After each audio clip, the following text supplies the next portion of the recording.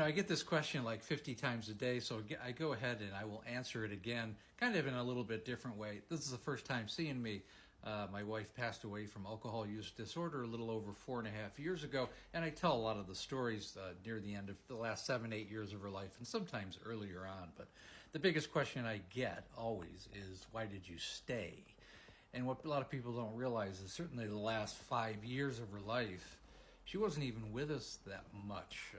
Half the time she was gone somewhere or involved in something else. I mean, between hospital stays, emergency stays, psych holds, rehab facilities, being incarcerated, being in an emergency situation.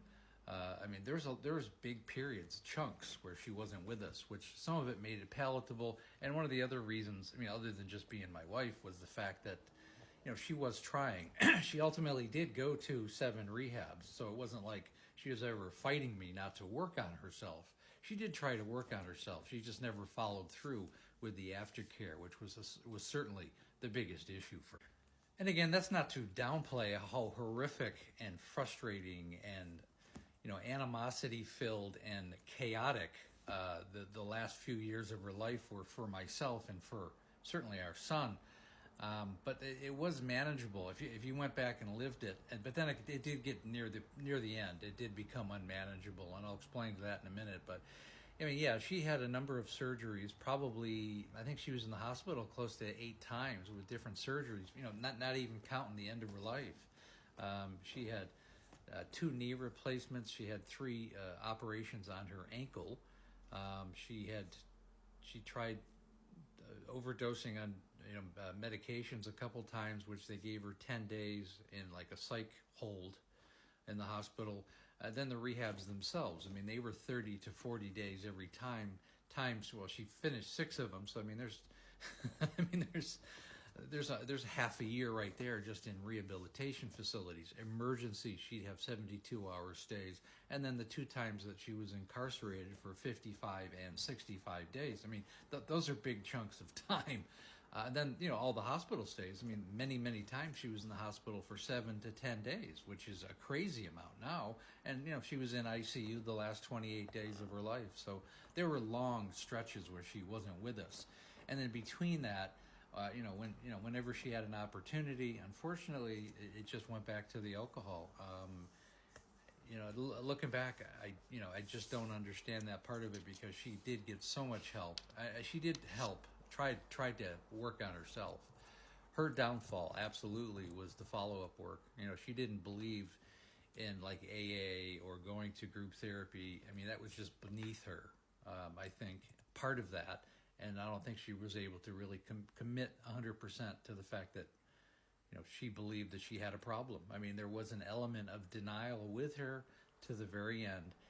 And then, she was chemically and physically and emotionally addicted to alcohol.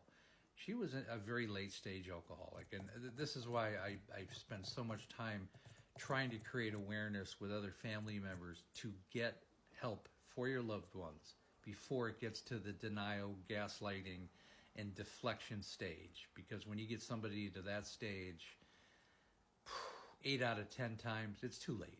It really is.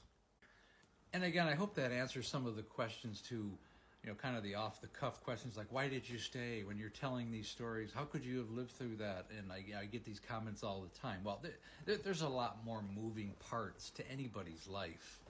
And I hope that makes sense. I mean, for the people who have lived this, they don't ask that question because they already know. Any family member that's lived through this, it is a disease, and it does interrupt everything. You create boundaries as a family member. Okay, you do. And sometimes you have to go no contact, no matter what the relationship. And the last thing I want to say is that we weren't really together near the end. I mean, I really dropped her off at her 7th rehab, and I said, well, you're not coming home again. And I had a plan to put her into a sober living for a year, and really I was in the separation process. The limits had been met, even in my case. But I wanted to make sure that she was able to transition and give her the best opportunity to transition back to a normal life. Unfortunately, she fell down a flight of stairs in her 7th rehab and went to UCLA for 28 days in ICU And that's another video, but unfortunately she did succumb to the disease. Her last day was February 21st of 2020. And again, I hope this clears some things up and answers some questions. On that note, again, I go live at 6 o'clock Monday through Friday, 6 o'clock Pacific Standard Time, 9 o'clock Eastern Standard Time. We also have the Facebook group. It's called There Is an Alcoholic in the Family. Link is in my bio above, or you can go to Facebook. Just go to my link. It's much easier to get to anyways. And also the coaching program. Set up a breakthrough call. Takes about 45 minutes to an hour. We do a deep dive into what's going on with you and your family. The call is free. The coaching program definitely is not. But I want people who are ready to change their life and the life of their family. And again, thanks so much for listening.